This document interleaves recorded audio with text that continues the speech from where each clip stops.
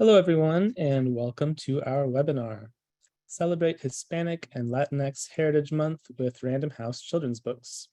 I am Ronnie Curry, Senior Editor, Books for Youth at Booklist, and my pronouns are he and him. Before we begin, I will go over some technical details. So if you're in the audience, you are in listen-only mode, but we definitely welcome any questions that you might have. So on the bottom of your screen is a toolbar with a section for Q&A. If you have a question, if you need technical assistance, all you have to do is click Q&A and type your message into the box that appears. We will respond to all tech-related questions, and if you have questions for today's panelists, we will try to incorporate those into the Q&A that we are going to have. And if we don't have time to fit them in, they will have the opportunity to respond to those questions after the webinar. So get those questions in anytime, beginning now. Also, Booklist offers closed captioning on all webinars. So to enable or disable captions, please look for and click the live transcript icon on the toolbar at the bottom of your screen. From there, you can select show or hide subtitles from the menu that appears. If you choose to enable subtitles, you can adjust the size of the captions at any time by selecting subtitle settings. And today we have a wonderful panel planned, and we will begin with a brief presentation from each author, and then we'll move on to the Q&A portion of the webinar. And on our panel today will be Jose Pimienta, the creator of the graphic novel Twin Cities; Stephen Briseño, author of the picture book, The Notebook Keeper, which is illustrated by Magdalena Mora; and Christina Diaz Gonzalez, the author of The Bluest Sky. And our first presentation will be from Jose Pimienta. Jose was raised in Mexicali, Baja California, and now resides in Los Angeles, California, where they work on comics and storyboards for animation and film. Suncatcher was their debut author-illustrator graphic novel. Twin Cities is their first middle grade graphic novel. In their stories, they focus on the importance of Latinx culture and the experience of growing up on the border. Welcome, Jose. Tell us, please, about your new book. Hi, everyone. Well, as mentioned, my name is Jose Pimienta. I grew up in the city of Mexicali until the age of 18 when I went to school in Georgia, and then I moved over to Los Angeles, where I currently reside. So, and here I'm here to talk about specifically Twin Cities, which is the story of twins who, once they graduate 6th grade, one of them decides that she wants to study on the American side of the border. So she enrolls in an American school in the city of Calexico, while her brother decides that he wants to stay in the city of Mexicali, where they still reside, because that's where his friends are. And that is what starts creating a bit of a schism for these twins that have lived under the same roof for their entire life and that go to the same school and used to have the same group of friends. But now being exposed to these different environments is going to be sending them in different directions. And for Teresa, that is being exposed to different perspectives, such as people living in the US but with Mexican heritage, or people living in Mexico but that have to go through the circumstance of crossing the border every day just to go to school, and American citizens who live in a bit of a smaller town than what Mexicali is. And that's what she's being exposed to, and that's how she's starting to take in this world. While in contrast, her brother Fernando, staying in Mexicali, encounters this friend who starts influencing him about what are the values of being in Mexico, and the nuance that comes with living at the border with a country like the United States. And that's kind of how the story unravels. Basically, it's a dynamic between these two siblings that have, well, obviously care and love for each other, but they are encountering different situations at this very specific age, which, as we all know, middle school can be quite the ground for that. So yeah, like I said, it was very important for me to make it a graphic novel because I love comics. Comics are my favorite medium to work in. And also because it gave me the opportunity to play a lot with the visual narrative and colors. And it was also an opportunity for me to, once again, display what I love so much about Mexicali, whether it's some of its surroundings, food, some of the festivities, because the story also takes place in September, which is a very festive month in Mexico. So this was like a great opportunity for me to just go in and draw as much of these two cities as much as I could. And yeah, I'm very happy with how it turned out. And that's Twin Cities. I hope it piques people's interest. Here to answer any more questions if anybody has them. Thank you so much, Jose, and we'll definitely have an opportunity for questions soon. So again, if you're in the audience, send those questions in. Our next presentation will come from Stephen Briseño. Stephen is an English language arts teacher living in San Antonio, Texas. The Notebook Keeper is his first children's book, and you can visit him on the web at stephenbriseño.com. Thank you for joining us, Stephen. Take it away. Thank you for having me, Ronnie, and good afternoon, good morning, everyone else. It's so good to see y'all. My picture book is called The Notebook Keeper, a story of kindness from the border.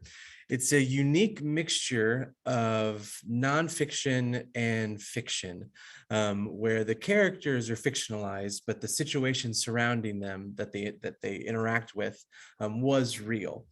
So in this picture book, we have a young Mexican girl named Noemi and her mother, and they're fleeing their home in Mexico and trying to cross into the United States.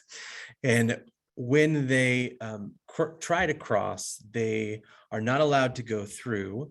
Instead, they have to put their name into what's called simply the notebook.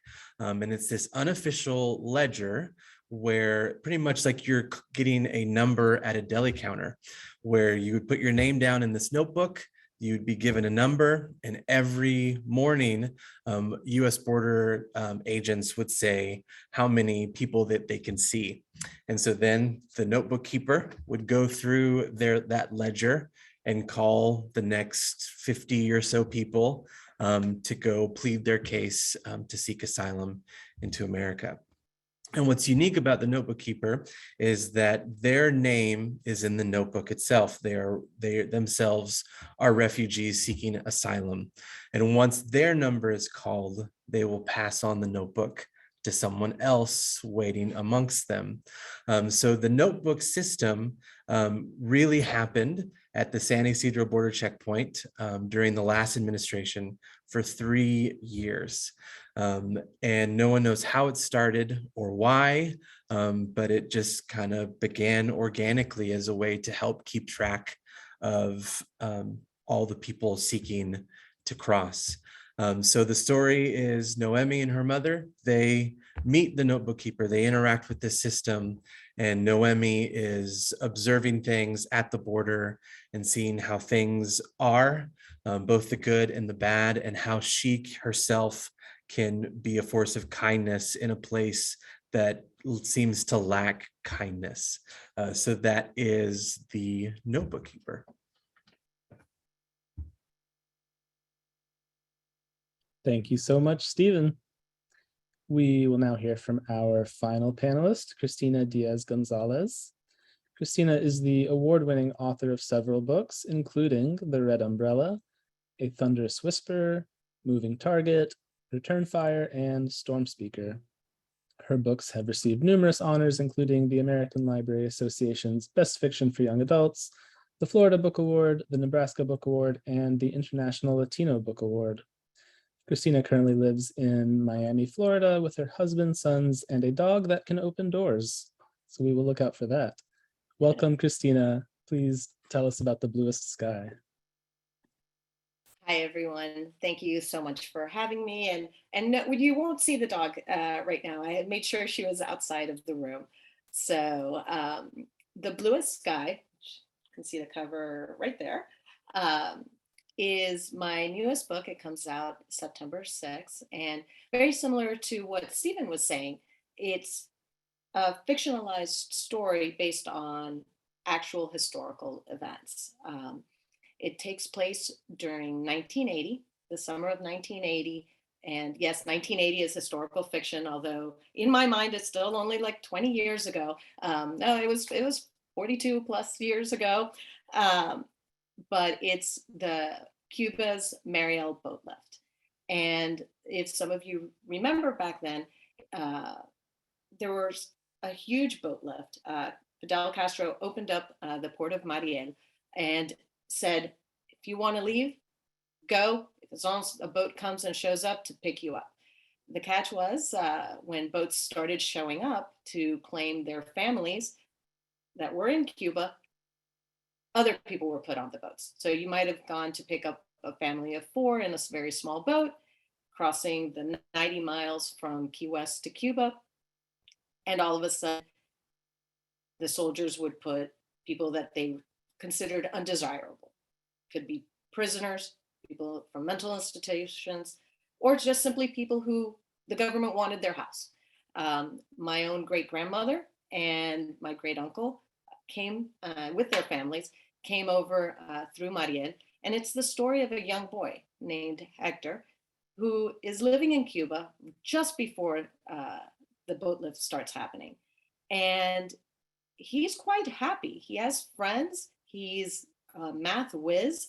And his aspiration is to be part of the International Math Olympiad and represent Cuba. And he's been studying so much for it. And he has his 2 best friends, twins.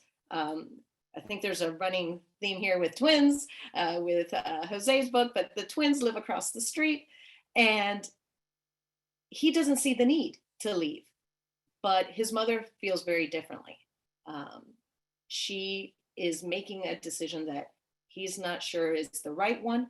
His grandmother is highly involved with the Communist Party. There are family tensions. In fact, there will be deadly consequences in the decisions of whether to stay or leave for him and for his 2 best friends.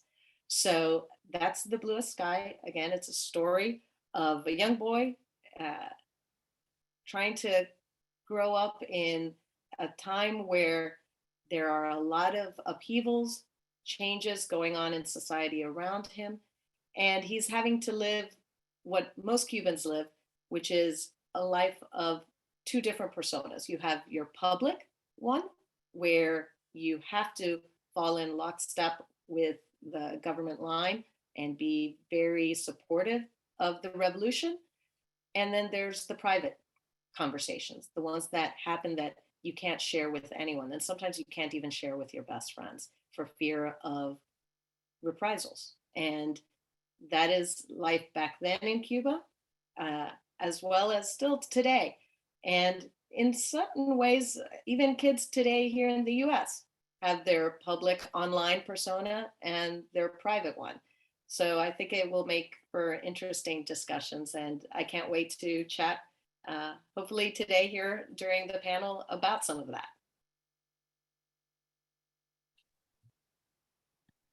Thank you so much, Christina.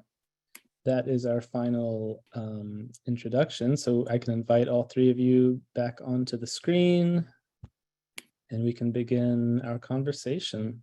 Thank you so much.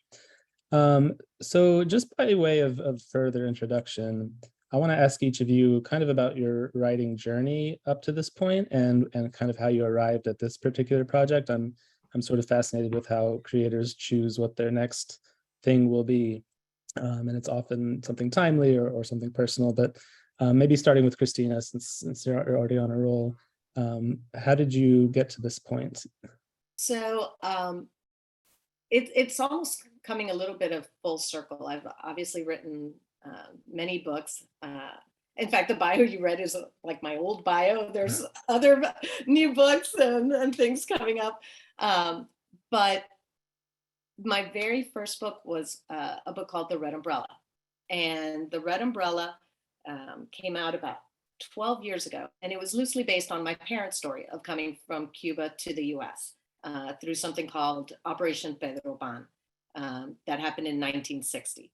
And it's a standalone book. And people always ask me, what happens afterwards? Like, what happens to these characters? And I always said, well, now they live in your imagination.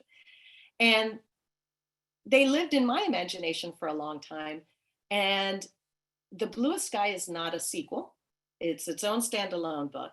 But one of the characters, not one of the main characters, but one of the characters from The Red Umbrella, since the story now takes place 20 years later, one of the secondary characters now shows up in The Bluest Sky.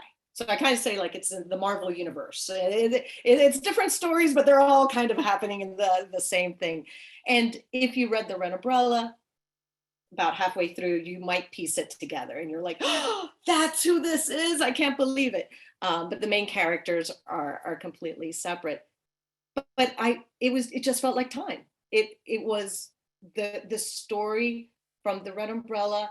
And yes, that was 1960, but 1980 was such a huge event. It was 125,000 Cubans came to the US in one summer through this enormous boat lift. It changed Miami forever. Some people think of Scarface because Scarface kind of was the main character, comes through the Marielle boat lift. And I'm like, okay, no, that's not how it all went down. And I wanted to showcase that. I wanted to showcase that struggle, that innocence as well of a lot of the people who came over, and the conflicts of immigration. So, and the complexity of it. So I think that's what spurred me on. I had written other stories, but family ties are great, and they just kind of, now I'm quoting Scarface or The Godfather, they just keep pulling you back, you can't escape. So that was the impetus for writing Bluest Sky. I love that. I love the connections between novels. How about you, Jose? I know you're an illustrator, you do storyboarding, you're also a writer. So yeah, how did you get to this point?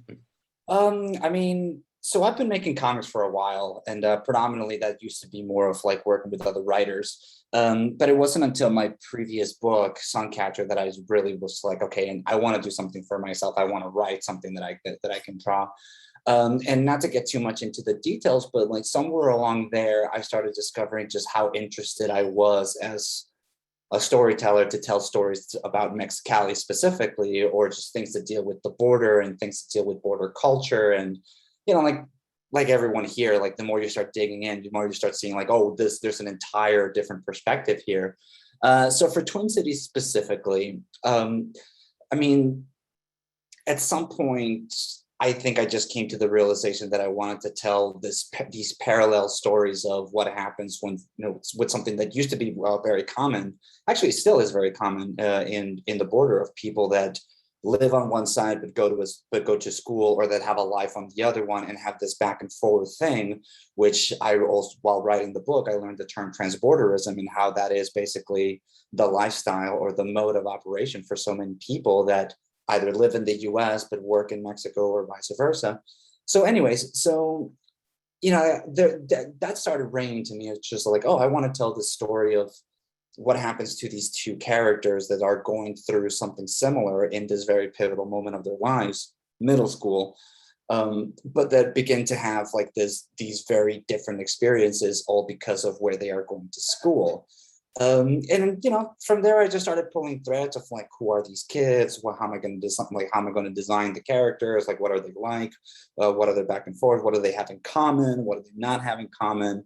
Who are they as twins, but also who are they as individuals, and who are they as siblings, and who are they as, it's a loaded word here, who are they as citizens, or who are they as like, either being in Mexico or being in the US.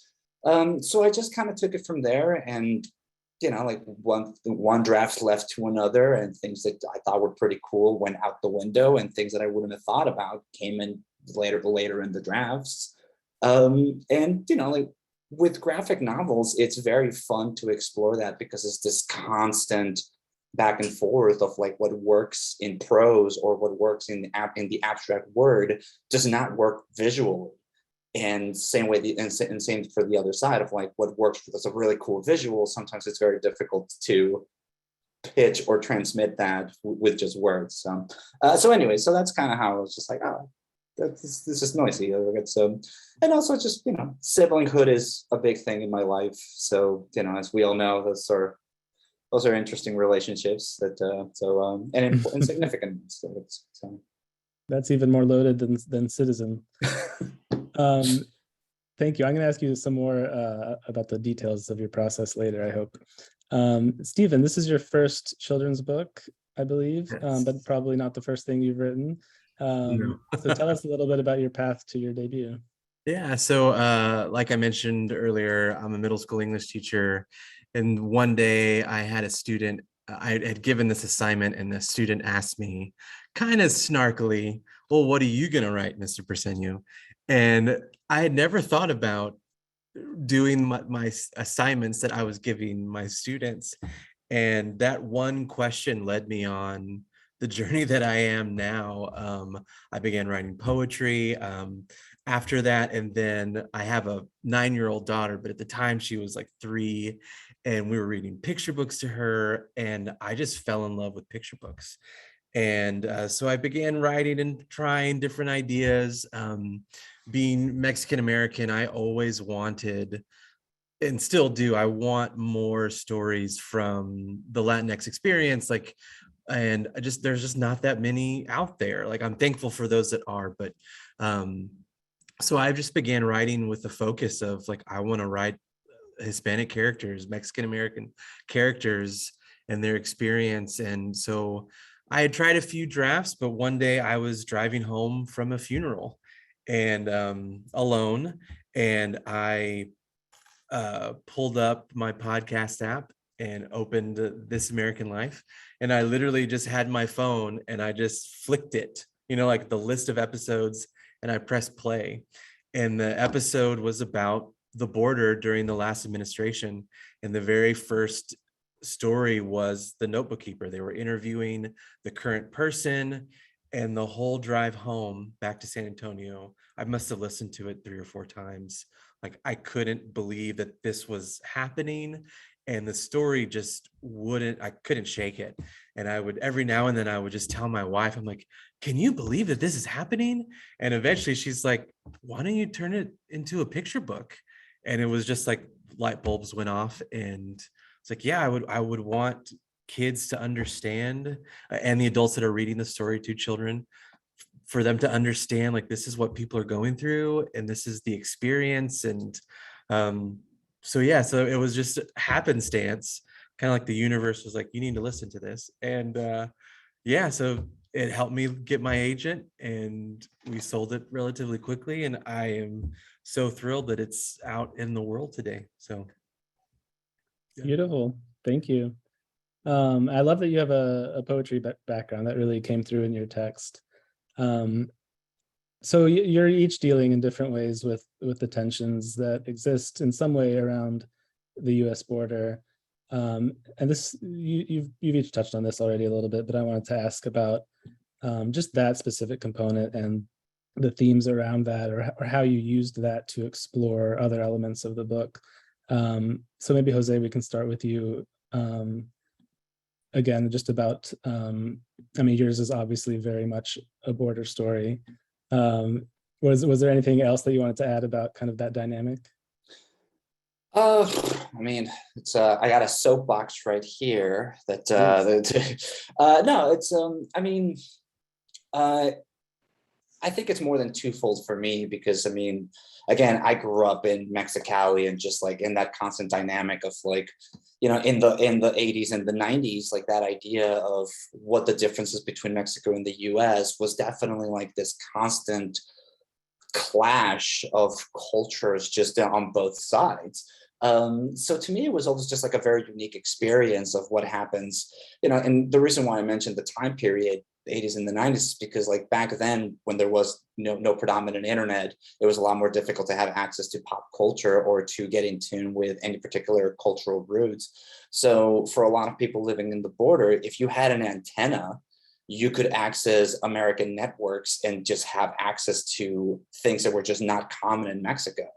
And vice versa. If you lived in Calexico and you turn on the radio, you would listen to Mexican pop music, which is something that, in most areas of this country, in the US, we're not familiar with, or it would be less likely to.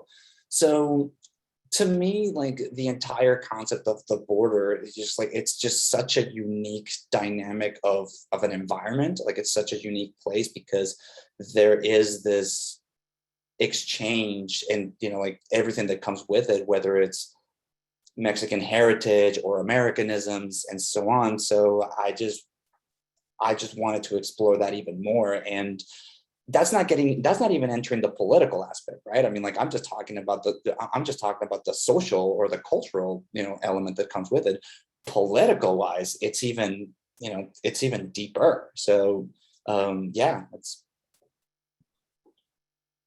Thank you. Christina, how about you? Were there any Yeah, other sort of themes you were trying to get at through that, or?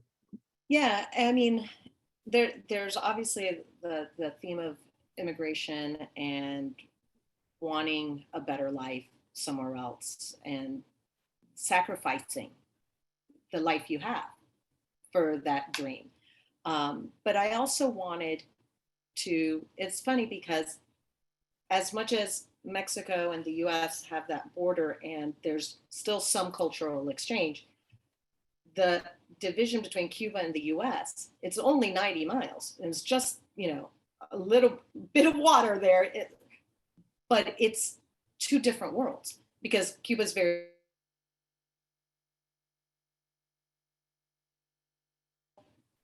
Oh, You're did back. I? We you lost you lose me? for about 3 seconds, tops. Oh, okay. I saw the reactions. Yeah, it's. I'm in Miami. It's raining a lot. Internet can kind of sometimes start getting affected for some reason. But what I was saying was that even though it's only 90 miles, it's like worlds apart because Cuba is very isolated. The government, especially back then, I mean, even with internet, there was a clamp down, people had no access to internet. But back then it was books and information, and you weren't allowed to, you know, it was illegal to have certain books. So I even talk about that in the book. And in a way, it's a type of book banning, like Animal Farm was not allowed in Cuba because it would be going into the aspects of, you know, we're all more equal than others, and the whole thing of possibly questioning the government. And even my books for a while, you know, I believe maybe even still are not allowed in Cuba because it portrays a part of history that they don't want people to be knowledgeable about or see a different perspective.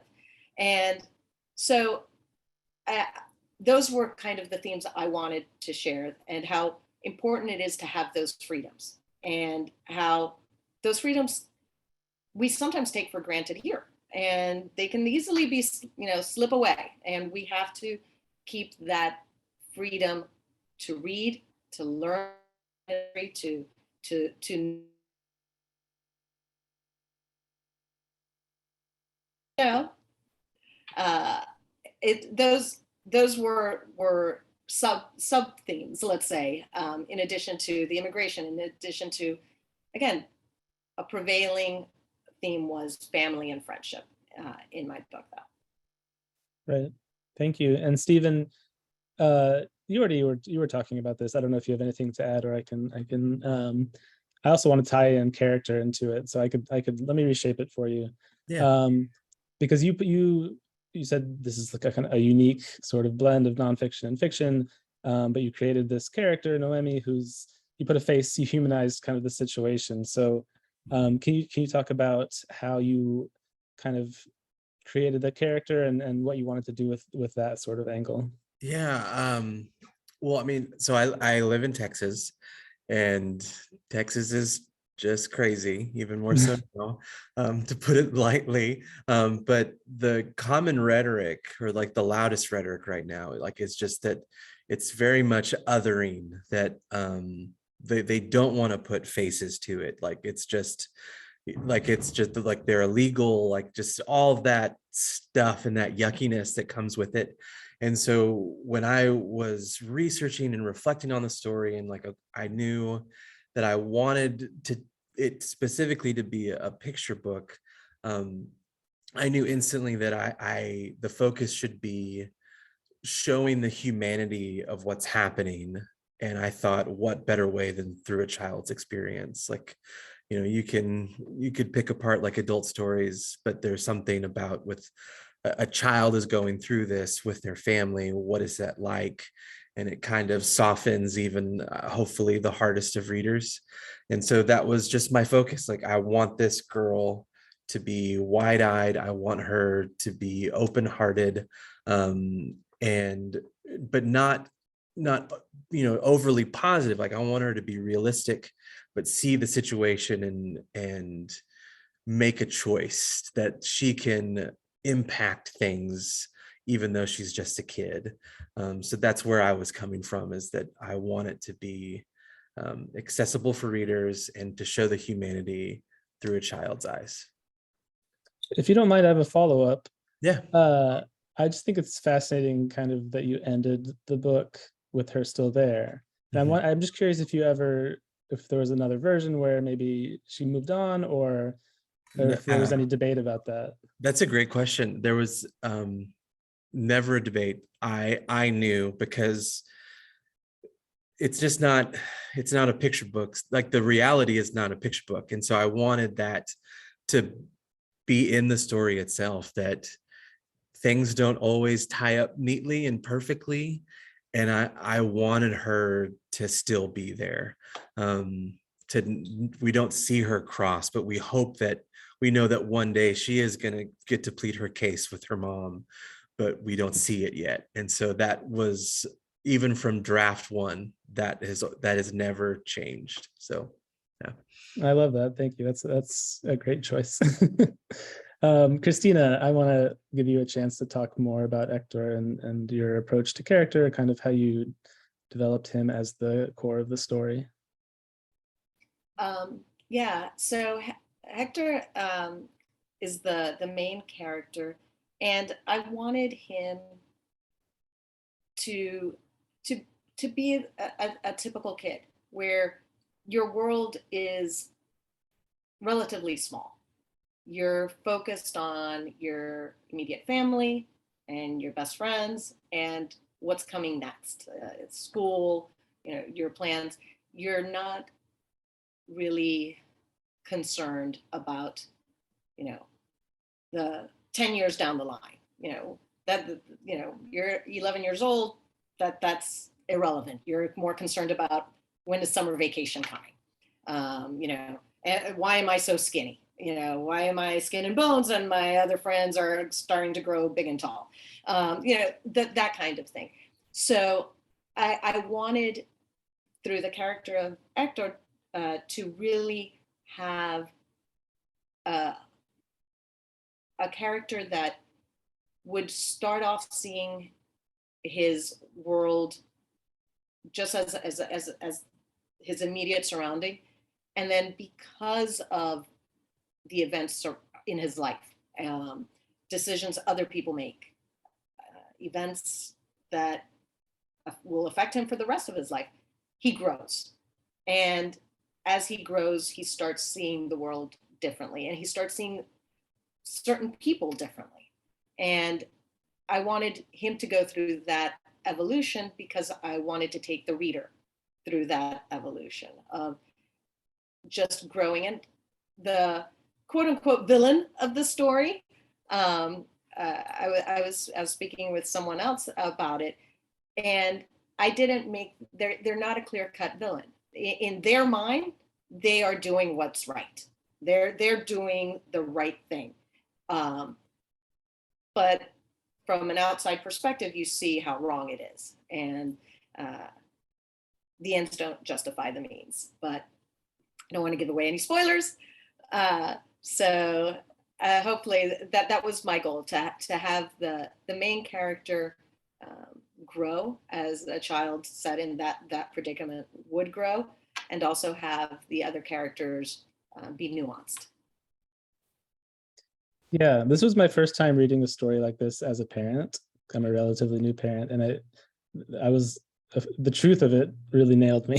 I was like, oh my gosh, that is deeply complicating and so true. Jose, the twins, Fernando, Teresa, was that sort of a starting point for you? Because obviously the kind of dichotomy fits the themes. Where did they come from exactly?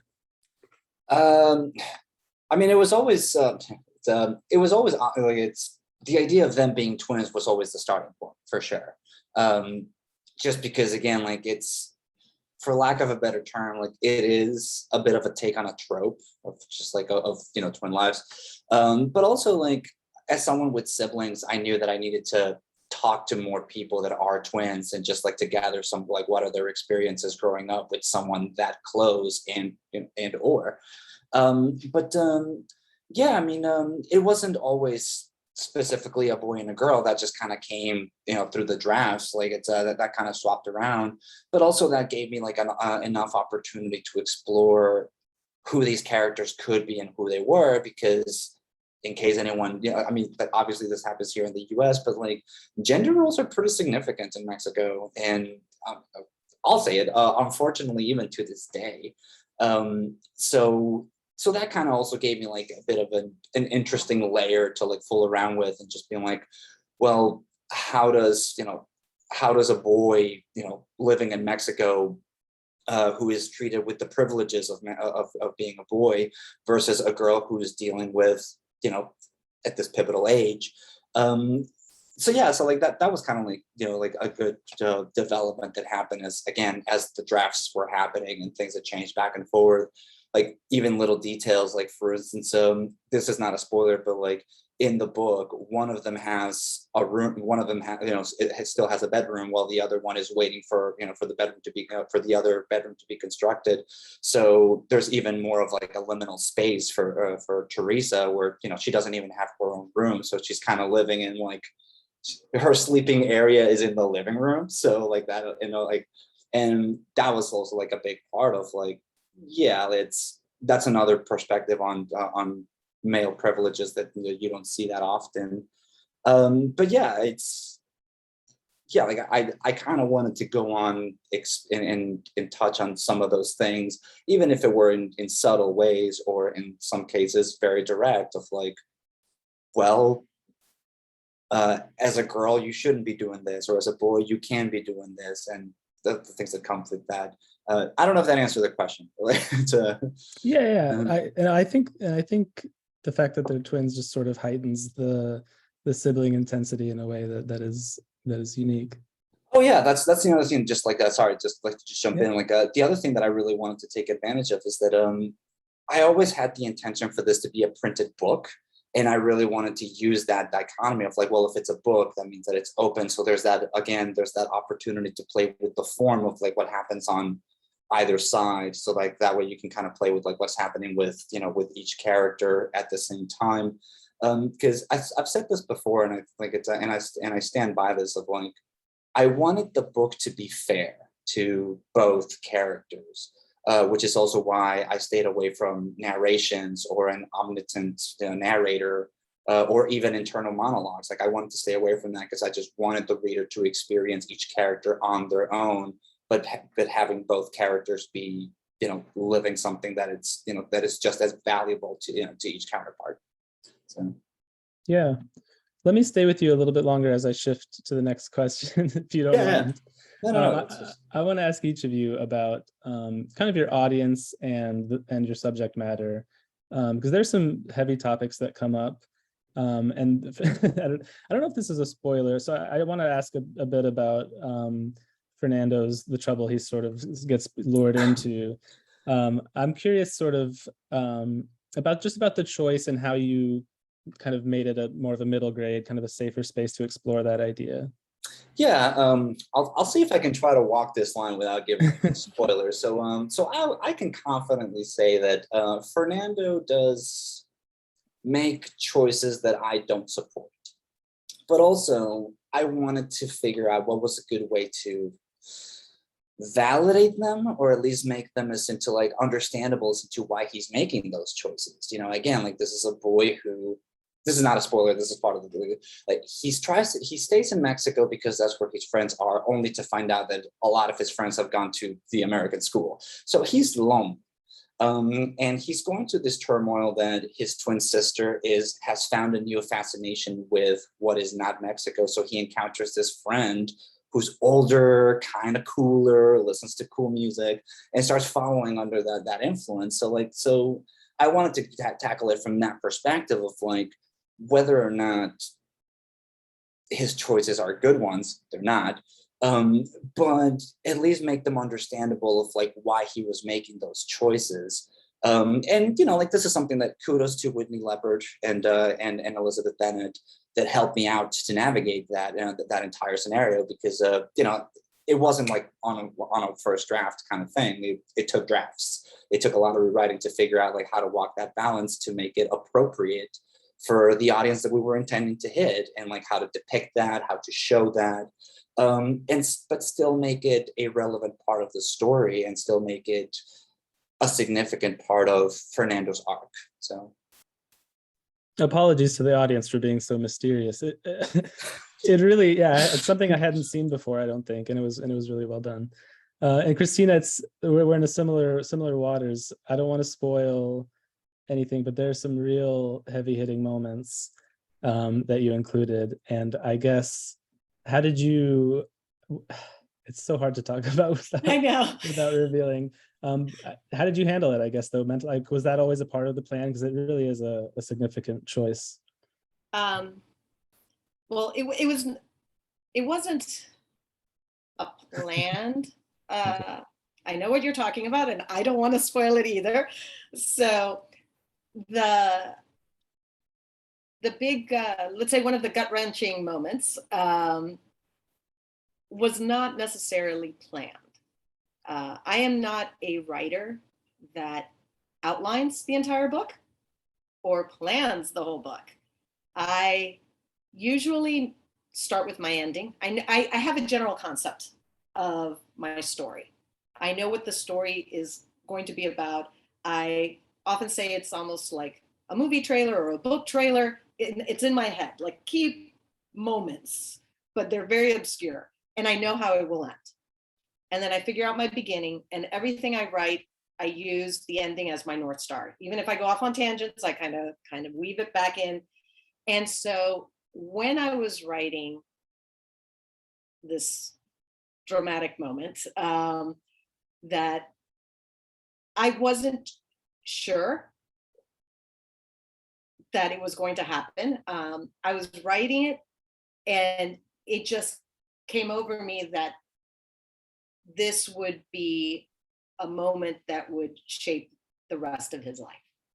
I knew that there would be a moment that would just change him completely.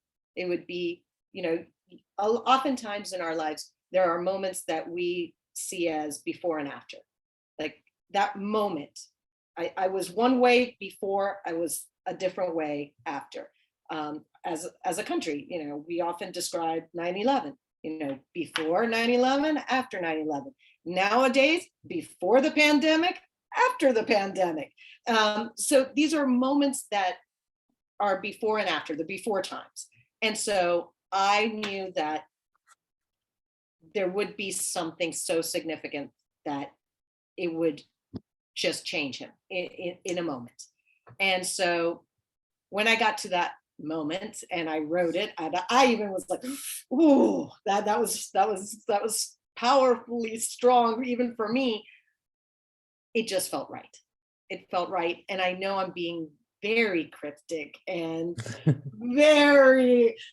it is such a, I think it's life sometimes happens at you very fast and unexpected. And I wanted that sensation. So yeah, hearing that makes it even more powerful. It's kind of chilling.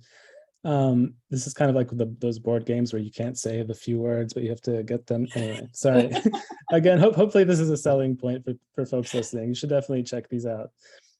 Stephen, so obviously, you know, I was struck by the tone of your book most. That there's a very quiet sort of tone to it, especially for a place that I would imagine is Well, I don't know, actually. I would imagine it's not so quiet, or it's at least upsetting in a lot of ways, but you're dealing with sort of a heavier mood in your book, and obviously a crisis of a situation in some respects. So were there ways that you sort of addressed that, for, because you have the youngest audience among us here? Like, how did you kind of get in the mind of your audience and kind of make it safe for them? Yeah, I think that there's I don't know if it's a trend or if like it's more permission or whatever, but like there's a lot of picture books lately that are tackling heavier subjects with a lot of I don't even know what the right word is. I'm lost for like it's just super heavy subjects that are presented in friendly, digestible ways. Like I think about Watercress by Andrea Wong, Love Nut and Pebble, like The Rabbit Listen, like there's a lot of them.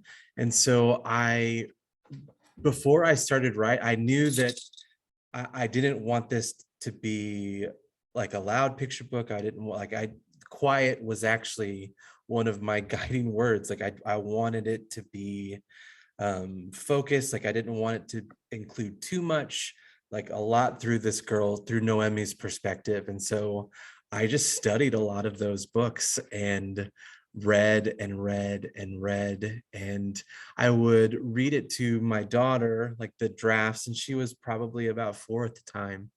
And so she's the daughter of 2 English teachers. So she's already giving me feedback and critique. And so she would tell me whether or not, like, I don't understand. And so what better use of your kid? So just a combination of those 2 things of studying, like, what are the other people doing and how is my own child responding? And that's what came out. So, yeah. Awesome. Excuse me. Thank you. I want to ask each of you. So I steal this question from authors Chris Barton and Jennifer Ziegler. They do a show where they ask authors about the meaning behind their book's dedication. So shout out to them. I think the show is called This One's Dedicated To, so everyone should check that out. But if you don't mind, we can start with Christina. If you're comfortable, I'd love to ask about your dedication. Yeah, I don't have a copy of my book. In fact, I got an email this morning saying I was receiving a box this week. So I'm hoping it's going to be, my books are actually on their way. It would be very exciting. But obviously I know the dedication. The dedication is, it goes something along the lines of, for my father and his friends who are like brothers. Mm-hmm. And so I dedicated it to my dad. My parents are Cuban. My dad passed away right at the beginning of the pandemic, and he was always the biggest reader. They have other books that are dedicated to him, but he was always the one reading a book, like to his last days. He was always reading. And the Bluest Sky he was able to read the first, I think it was 30 or 40 pages, and he knew that it was already under contract because I had Random House had put it under contract on the partial. So he knew it was coming out. And so I knew I wanted to dedicate it to him. And it wasn't intentional, but the Hector is my dad's best friend. At the beginning, didn't really think of him when I chose the name. I'm very precise when I choose the names, but it just seemed like that's what this character would be named. And then as I was writing the story after my dad had passed away, I started integrating all of my dad's closest friends within the story. And so even if the character never appears on the page, if it's a mention that they're going to go visit Rafael's house, that was one of my dad's friends, like Nelson, like all of them are sprinkled out throughout the story, and they were like brothers. And in the story, the main character and the twins who live across the street, the boy and the girl, Deo and Isabel, Deo and him are like brothers. They even physically look alike more than the twins do. So it just made sense to put it all together in that way. That's beautiful. Thank you for sharing that. I appreciate it. Stephen, would you care to answer this or? Yeah, of course. So one of the things that I tell my students as we're learning to write, I always say, even though it may feel like it, you never truly write alone, like that you're carrying your experiences, the people that have influenced you and impacted you and interacted with in some way. And so I dedicated it to Kayla and Zinnia.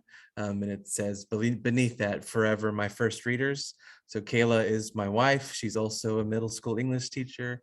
And then my daughter is Zinnia. And so whenever, even to this day, whenever I'm writing something, I don't go to my agent or to a critique partner first.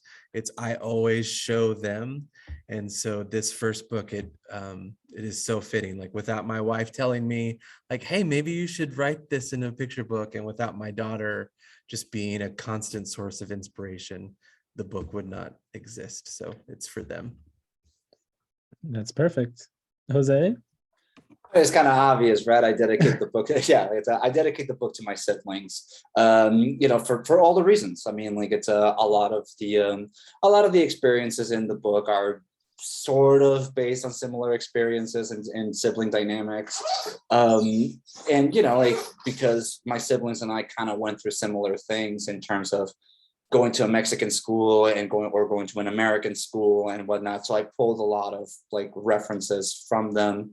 And also, during the process of writing this book, it also just put me in a position to reflect a lot on our siblinghoodness and just, to really put things in perspective now that we're adults, or at least trying to be, and just kind of like reflect a lot on like how our upbringing was, what were the differences? Because we all grew up in the same house, we all grew up with the same set of parents, and yet we've all turned out to be very different people. So while sitting and drawing and writing, it just kind of put me in this mindset of like, I mean, not to grow a new love for them because I already love them, but it just kind of it expanded, I guess, like on that of just, it just kind of made me rethink a lot of things, especially like I said, I mean, and I hope this doesn't sound like I'm alluding to anything, severe or anything, but, sibling relationships are difficult. Like sibling relationships can be intense and they can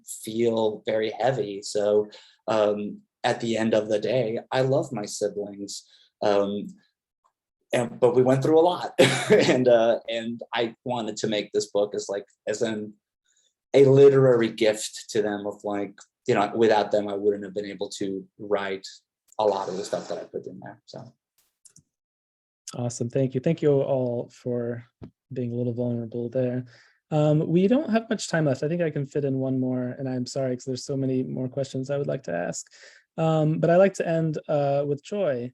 So Stephen, could I ask you, if you have one, what is one part of the process, part of the book, part of sharing the book, that one moment or one thing that brought you joy? Well, my very first book event was at the San Antonio Book Festival. And there was a group of kids that came as part of like a field trip with their school, and this was unplanned and everything, but I knew their teacher, and so like all the kids sat up front, and for the book hadn't come out yet, but I got to read it for the first time. I read my little F&G and my wife held it so it wouldn't fall apart, and but it was just this sweet moment where I would ask questions and the kids would respond, but when it was over, like they had like questions themselves, and San Antonio is obviously very Mexican American, and so like they were bringing their own connections and their own experiences to it, and it was such this sweet moment that it kind of took me off guard. I don't want to say like I wept, but I definitely did get a little teary, but just like seeing the words and Magdalena's beautiful pictures and the story kind of all come together in this magical moment, I'll never forget it. So that's the dream. It's perfect. Jose, what about you? I don't think I have just one. I mean, like it's been, I mean, making comics is a whole thing, but like I don't know, there were definitely a lot of moments of like, whenever my editor would point something out that would be like, oh, that's a really cool thing, and just kind of like elevating the book to a new ground, like that always tend to bring me joy.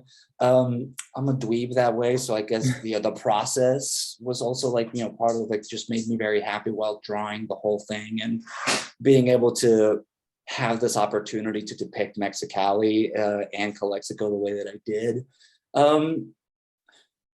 Or even just to the point of like being able to share it with friends and family, and just kind of seeing their reactions or seeing what they had to say about it was also, just like a really good time overall. But like, I don't know if I have just one. Sorry, I just I think it's just been a very positive experience. How dare you? Yeah, I know, right? It's just been like an overall very positive experience. All the way from the research, the learning, the expansion of the development, all the way to like, oh, when it showed up in the mail and I was able to like ship a few copies to some of my relatives to be like, this is what you made me do. So yeah, it's been great all around. That's so good to hear. Thank you. And Christina, you can bring us home. Yeah, I think the book hasn't come out yet. So it doesn't come out for 3 more weeks. So the moment of joy of sharing it with the world, I'm eagerly awaiting that moment in September. So I think for now, I think the biggest moment of joy is twofold. One, being able to share it with my dad, the beginning of the book, and having him, love it and think it's great, and having incorporated a little bit of baseball, Cuban baseball, into the story, and have like a couple of players that he remembered, that he knew in the story, and seeing him smile and enjoy that beginning. And then all I have right now are, the trade reviews are starting to come in, and seeing the love that it's getting from that as a completed project. So knowing that my dad got to see the beginning, and now the trade reviewers have seen the completed project and seem to love it as well, just that's holding me up with the joy until I can actually share it with the world. Awesome. Thank you. So yes, Christina's book, September. The other 2, I believe, are already on shelves. All right. So everyone be sure to get those 2 and eagerly await the 3rd. That's our time, folks. Thank you 3 so much. This was great. I wish we had more time, but we don't. So you may wave farewell. I thank you, and we'll see you another time. And I will do some wrap up here. So tomorrow, all attendees will receive an email containing links to today's video recording and a certificate of completion. For more about Booklist webinars, be sure to visit booklistonline.com/webinars, where you can view archives of past webinars and register for upcoming ones like those you see here. Now you can share Booklist love with everyone connected to your school district, library system, or higher learning institution. Booklist Online Unlimited offers just that. Unlimited simultaneous access to 30 years worth of review and article archives, plus digital editions of Booklist, book links, Booklist Sky to graphic novels and libraries, and Booklist Reader. For pricing and other questions, visit booklistonline.com/subscribe. Have you heard? Booklist Reader, our new magazine that offers reading recommendations to patrons of all ages, is coming to print this January. You can go to www.bit.ly/booklistreaderinprint to find out how you can order print copies in bulk for your library. Already have a Booklist subscription? You can share the latest issue now. Go to our website for more details. Thank you for joining us for today's webinar. And one more huge thank you to our panelists and to our sponsor, Random House Children's Books. This concludes today's webinar. Thank you.